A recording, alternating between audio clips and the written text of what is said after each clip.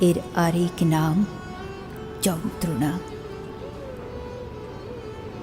যে তোমাকে অবহেলা করে তুমি তাকে অবহেলা করো, যে তোমাকে এড়িয়ে চলে তুমিও তাকে এড়িয়ে চলো। কাছে পাবার আশায় যদি বারবার সামনে যেতে চাও, বিনিময়ে শুধুই কষ্ট পাবে।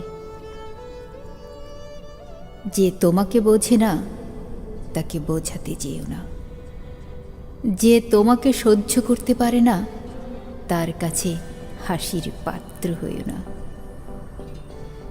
ব্যক্তিত্ব বড় মূল্যবান। শুধু শুধু কেন ভুল মানুষের জন্য নিজের পবিত্র আবেগ বিলিয়ে দিচ্ছ? আবেগ বড় দামি।